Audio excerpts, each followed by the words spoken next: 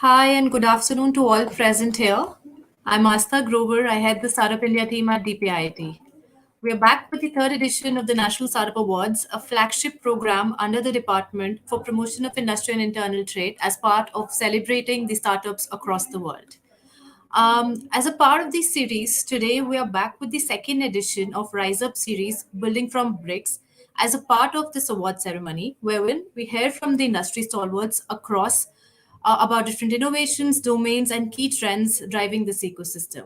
Today, we have a very special guest with us that needs no introduction, but thank you so much, Rajan, taking out time from your busy schedule to be part of this session with us. Rajan, as you all know, is the managing director, Surge and Sequoia Capital. He's an active cheerleader of the startups or for entrepreneurs, has been supporting, scaling, encouraging them for over decades now. So thank you so much, Rajan, for being part of this session, and I welcome you on board.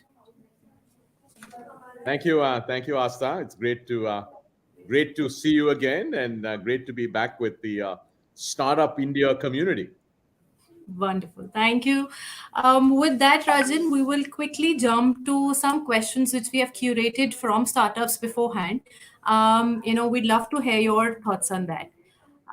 Towards the end, we will also, would love to know you a little personally and, about your personal favorites so that the audience also gets encouraged with the kind of motivation and spirit with which you support and do all what you do. So, without much further ado, I think I just wanted to know and start with the fact which everyone keeps harping upon, right? There has been a large increase in the number of unicorns.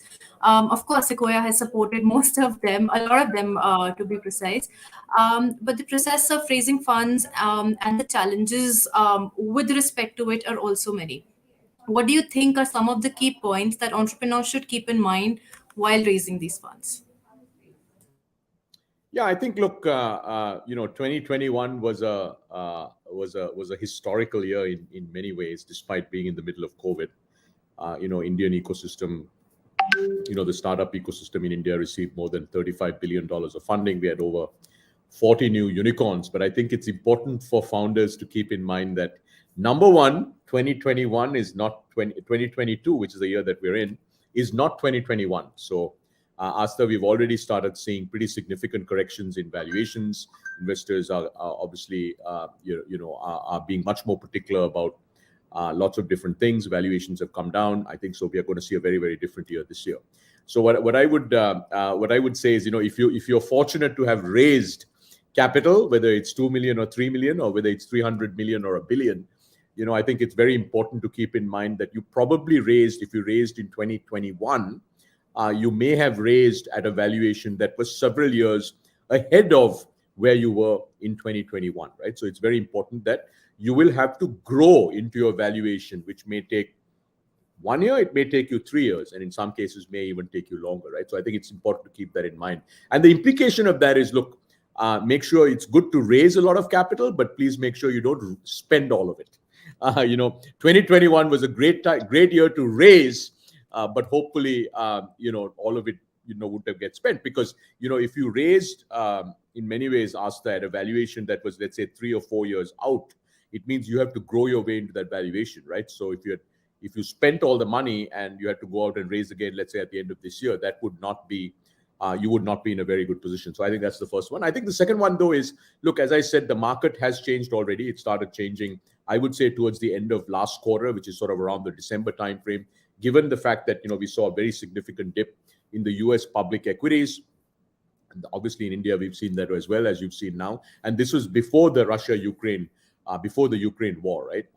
But now I think things are, in many ways, they're going to normalize, right? The good thing about anything that goes up very quickly, it also comes down very quickly. And so things have sort of normalized today. And I think we're back to probably what we would call, we're getting back to closer to what we might call a normal fundraising environment, where multiples are sort of getting closer to normalized. What investors look for is different. What it was maybe in 2019 and the early parts of 2020. So I would say, so just make sure that you're being real, right? The headline there would be, Asta, it's 2022, not 2021. Absolutely. Thank you for that headline, Rajan. But you made two very important points. One is that, of course, the valuations are corrected. But with that, how do you sustain and grow this? And what would be the role of technology to help you sustain this? And why I asked that question is that COVID-19 definitely, changed the paradigm where we saw the generation that was not online. A large part of it came online. A large part of transactions started happening online. My own parents, my daughter, from online classes to the parents who were never purchasing things online, now they're doing everything online. So one, how to sustain this, and second, the role of technology integration or upgradation to keep the momentum going. Yeah, I would say, look, I mean, if you look at the startup ecosystem, which is sort of, I think the community that we're all a part of, right? I mean, technology has been very central to, many startups, not all startups. I mean, there are lots of startups that are not technology startups, but I do think so. For instance, if you're building a consumer product, right? Be it food, be it fashion, be it beauty, be it artisanal products, right? It's very likely that over the last 2 years you had to leverage e-commerce because you couldn't sell offline and everything was shut down, etc. I think that will continue, right? So in many ways, regardless of what business that you're in, whether you're an online business, obviously then online is very important. If things accelerated, we saw that in spaces like edtech. But even if you're an offline business, technology became very important to you, right? One segment that is pretty startling is actually the small and medium businesses in India, right? In many ways, if you go back 3 years, I mean, not 2020 when COVID happened, but if you go back to like 2018, most small businesses in India were not online. They were using very little technology. They were using virtually no digital technologies, right? Other than WhatsApp. I mean, every small business, even in 2018, was actually on WhatsApp. But if you look at it today, as we are here in the early parts of 2022, Asta, I would say tens of millions of small businesses in India today are online, right? And they're leveraging software and digital products in very significant ways, right? The fastest company to go from 0 to 10 million small businesses embracing software was actually Katabook, right? Now for which they made a very focused very simple product that for Indian very small businesses, and then boom, within 18 months it went from zero to so that's amazing, right? You have like 10 million small businesses using a software product, which is sort of unheard of in that short period of time. So I think what COVID has really done is accelerated this. Now some of the behavior will go back. So for instance, in China was probably the leading example of this. If you look at time spent on gaming, right, it went up dramatically during lockdowns, but then as China opened up, it actually more normalized. So what you'll see in some segments like that, it'll normalize, right? I think in edtech, what you will see is as schools open up, and Indian schools, for instance, are not fully open yet, maybe that peak levels of edtech penetration, they will come down a little bit, right? But it'll grow structurally. I mean, the good thing about every sector and the impact on every sector on technology, Asta, is that structurally, if you look at it over the next 5 and next 10 years, there's only one way to go. It's up and to the right? So, but you will see sort of in certain segments, you will see these dips. But for instance, right, like SaaS adoption by businesses of all sizes, right? Large businesses, small businesses, medium-sized businesses, that hasn't changed. In fact, that's accelerated. That's not going to go back to on-prem software. Absolutely no, and I also think that while there might be some corrections and dip, but there is a behavior change what COVID has brought about, and these trends are here for us to stay for long. I remember so many physical meetings we used to take now, but all of that has the travel has stopped. All of that has moved to physical wherever feasible, and that is saving us a lot of time as well. With that, Rajan, I think brings me to the next question. A lot of time we hear that startups are doing something existing, or there's a Me Too model, or there is not much a novel element to what they're doing. So, what would be your recommendations to startups to navigate or foray into the blue oceans? And how does one really look for that inspiration or an idea to look about a new area to solve or a new challenge to take?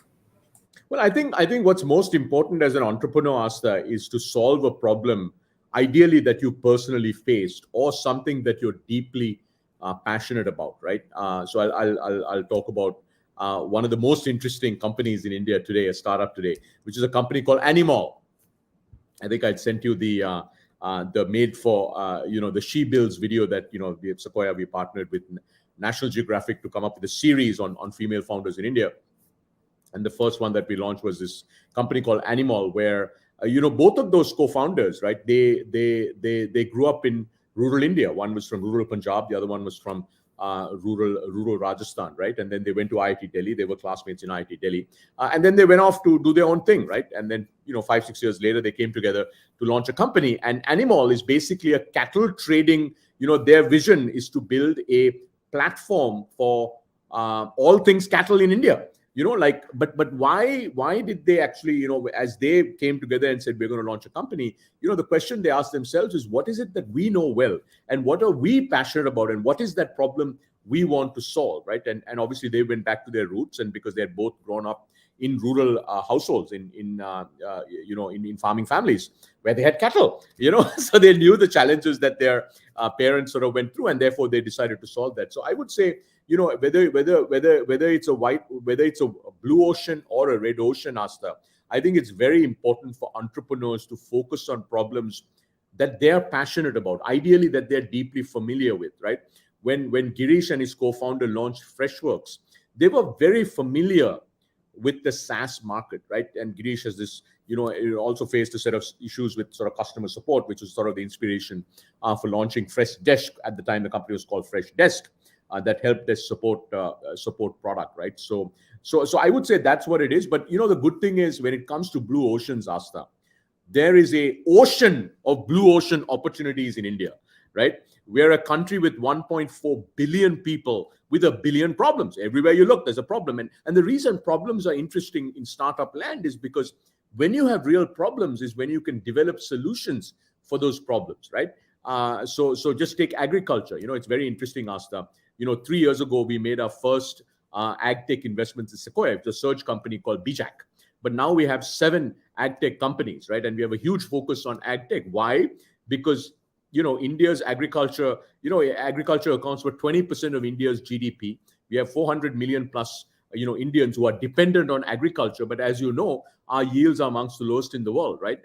But at the same time, we should really be able, and most agricultural economies actually in the emerging markets have really not leveraged technology. So now you're seeing this massive new wave of innovation, right? So and I can go through the same thing with healthcare, with education, with energy, with sanitation. I mean, you name it, right? Give me a sector, and we can find literally hundreds, if not thousands, of blue ocean opportunities in every single sector that you can name of, right? Absolutely, and in fact, AgTech, like you rightly mentioned, is one of the sectors where we also receive the maximum applications every year. And that the subspectrum is just huge, right from farmer engagement education to irrigation to post-harvest to productivity. So I think it's phenomenal how these innovations are shaping the landscape. But Rajan, you also mentioned a very important point of Animal. The co-founders were from IIT Delhi, I believe, but they went back to their roots. They figured out a problem and they solved it at large. What significance do you think rural India plays in advancing the startup ecosystem? And while I know the participation of the girl entrepreneurs right through the the STEM education part is low, but how do we resolve that? And how would the startups tap this market to play a more significant role, making for the entire Bharat? So, what are your views on that? Yeah, I think if you look at this decade, we are in 2022. If you fast forward through 2030, right? I think the 2 mega opportunities for India. One is Indian entrepreneurs building for the world, right? We've seen that with SaaS companies and developer tool companies. 3 years ago, we had no SaaS unicorns. Today, we have about 15 SaaS unicorns. By 2025, we'll probably have 100 SaaS unicorns, right? The second India to the world is going to be Web3. Although that battle, as you know, Asta, we are losing because Dubai is now the Web3 capital of India, unfortunately. I've been talking about this to everybody that I meet. Web3 India may or may not actually be relevant in Web3 5 years from now. Depends on how we kind of play out the whole policy. So that's one, right? Indian entrepreneurs building for the world. I think the second big thing is, founders from Bharat building for Bharat, right? Which is basically the Animal Animal story, right? They say Animal co-founders, they came from Bharat, but they got trained in world-class institutions, right? So I think what we've got to do is make sure that we get opportunities for entrepreneurs from rural India, either through the educational system. So it's an example of Kriti and Nitu, who are the founders of Animal, and many others, by the way, to go through the educational system, right? So they go to very good colleges, they get trained, they work in sort of the big cities like Bangalore and whatnot, Delhi, and then they end up, launching companies to solve problems in Bharat. Or, you basically take the knowledge to rural India, right? How do you actually build great companies, and so on and so forth. But you got to do one of those two things, right? Because you can't be a great entrepreneur if you don't, have one of those two things. At least it'll be very difficult, right? Because so imagine if you're sitting in a, I don't know, tier 3, tier 4 town in India, and you want to launch this very, there's, everywhere you look around you in your town, you see opportunities, right? But how do you build that knowledge about how to build the kind of company that's going to scale fast and have a huge impact on ideally your district and then your state, and then the whole country as a whole, right? So that knowledge transfer, and I think that's where Startup India is beginning to play a role. I think the government has a whole bunch of incubators, but one thing we have to do is, even for our incubators, right, we have to make sure that we 100x the quality of these incubators, right? Because at the end of the day, they have to really, really be able to help our entrepreneurs learn how to build extraordinary companies. In fact, that's what we do with Surge, as you know, which is Sequoia's early stage program. Is basically, it's a scale up platform where we really partner with the absolute very best founders and really help them work with them so that they actually do the right things now to be able to build extraordinary companies over a long period of time. Thank you for that, Rajan. And like you rightly mentioned, while there are more than 700 incubators across India, but what we really need to focus now is building their capacities and to train the trainers. Basically, the incubator managers are the next set of people we are working with to help the startups grow. And even our seed fund scheme, that is there, is dispersed through startups, so that at the risk stage, startups have got the right, not just the funding, but also the right advice to help them take forward. With that, Rajan, what would be your advice? One, because you as a part of Surge are also working with early stage startups. So one, what would be your advice for early stage entrepreneurs or for incubator managers who are working with these early stage entrepreneurs to focus on? So if you have to give them 3 top priority areas, what would those be? Yeah, I would say, look, if you're an early stage entrepreneur, just make sure you're focused on a problem where you have a unique right to win. What I mean by that is, there's this notion of founder market fit, right? Like as investors, we look for that. What's this founder's unique right to win in this market, right? And I think it's very important, because I see sometimes that too many founders that are chasing opportunities or want to build a certain kind of company because that sector happens to be hot right now. See, that's a really, look, why is Byju's, right? Because Byju's at the core of it is an educator. He's an extraordinary educator, right? He had been educating for a decade before he launched Byju's, the edtech company that we know, right? So not necessarily to say, by the way, that you have to be that, but what is your right to win, right? Like, for instance, I'll give you an interesting, an example of what not to do, right? Like if Rajan Anandan went and launched a biotech company, like I'm 100% guaranteed to fail, Asta. Right? You know why? Because I don't know anything about biotech, right? So biotech, I'm enamored by biotech. I read a lot of books about biotech. I watch lots of videos about biotech. I think genomics is the best thing, but I can't build a biotech company. So I think that's the first thing. Really ask yourself that and be true to yourself, right? And one way is, do you have unique insights that others don't know about the problem that you're trying to solve? So that's one. I think second, look for seed stage, especially, early stage can be seed stage. Right? For seed stage companies, the most important thing, Asta, is to get to product market fit. Getting to product market fit is really, really hard. It could take you 3 months, it could take you 9 months, it could take you 5 years. But if you don't get to product market fit, what will happen is, because especially in the last 2 years, 2021, and even in second half of 2020, right? Almost every startup was able to raise funding. Lots of startups were able to raise funding. But the ones that don't get to product market fit, unfortunately, that's a large number, will actually not scale. So what will end up is over 1 year or 2 years or 3 years, they'll end up spending the money and they won't raise the next round, right? So I think getting to product market fit is very, very important. I think the third one is, look, you've got to make sure that you build a great team and you build a great culture. At the end of the day, at Sequoia, we talk about enduring companies, right?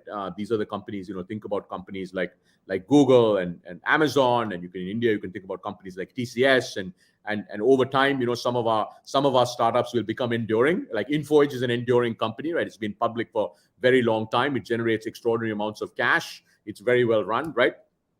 At the end of the day, by the way, you can't be enduring, Asta, by losing money.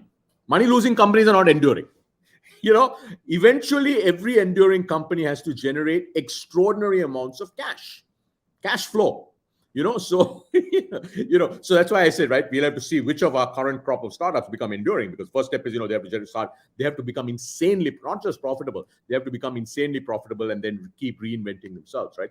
But to do that, the most important thing is your talent and your culture, right? Making sure that you have very, very good, great talent in your company, and that you built a great culture. So at Surge, by the way, one of the things we put most amount of focus on is actually culture. And because a lot of entrepreneurs think culture can be delayed.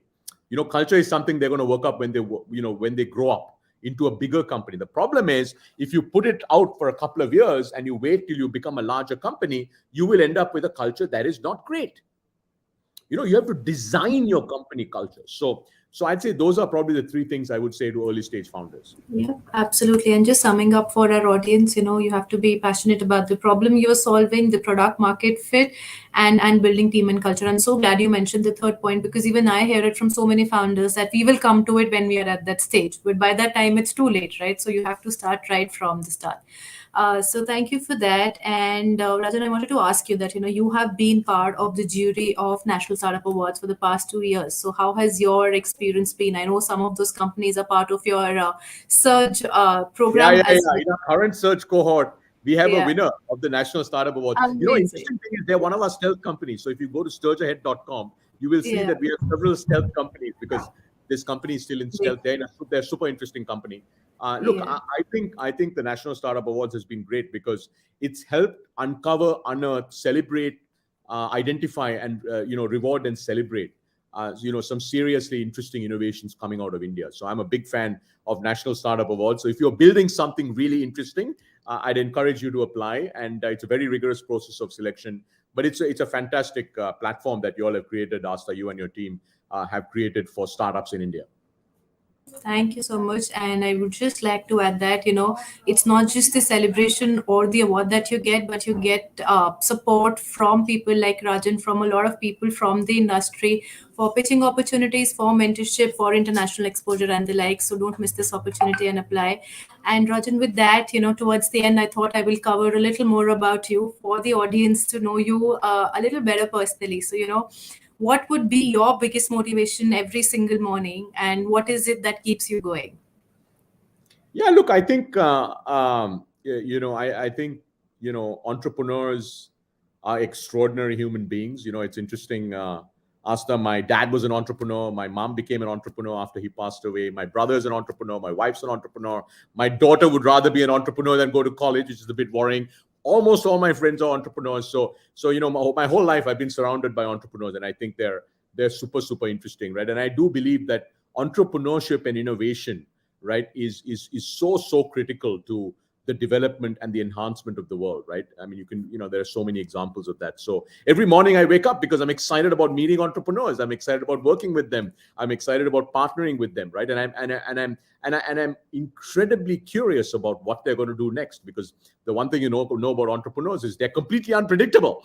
They're not predictable. Like you and I, Asta, are very predictable human beings. Like great entrepreneurs are just not very predictable, right? So yeah, that's what excites me every morning when I get up, is to say what's new that's going to happen, right? Every day I meet probably between 6 and 10 new companies. So today is Friday. I probably met like 7 companies already. I've got 2 or 3 more after this, right? So pitch meetings, right, where they come and they get on Zoom and spend half an hour, tell us about what they're building, and I really look forward to that.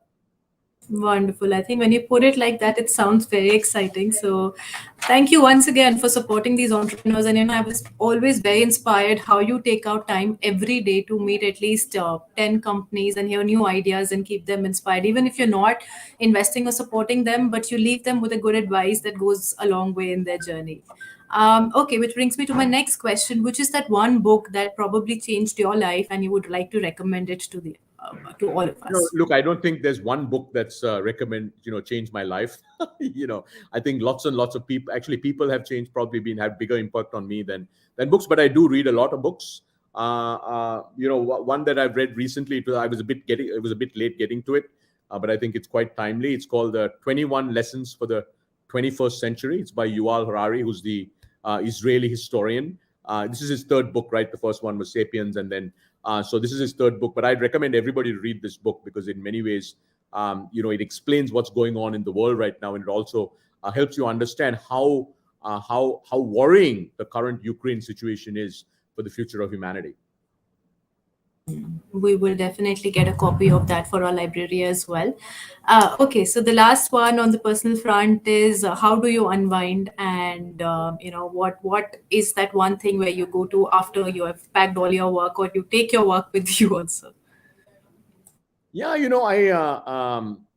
it's hard. I don't know. I mean, for me, work and life is sort of all one big thing, right? So, but I spend time with family.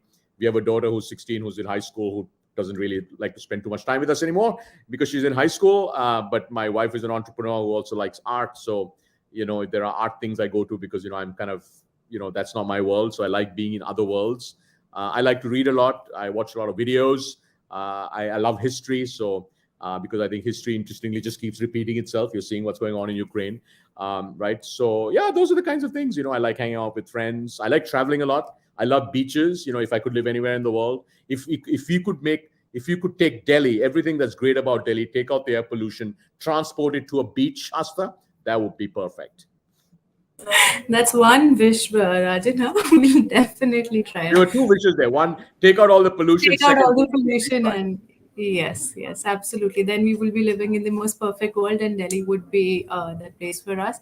But great, thank you so much, Rajan, for sparing time for us this afternoon. And we are just about time, and I know you had a hard stop, so I'll just leave one last minute if you want to conclude anything or leave one last message for the audience out here.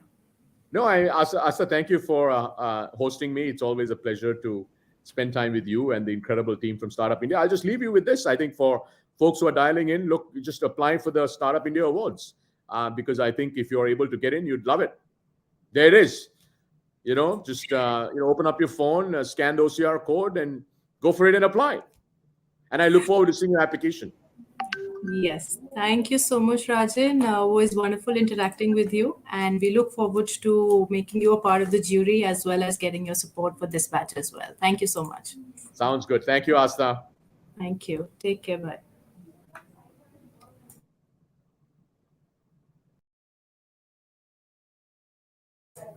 We will now be shortly playing a video on how you can apply for the National Startup Awards and the sectors for which the applications is open this year. The awards are open till 15th March. There are just 4 days left, so please apply. And now I request my colleague to please pull up the video now.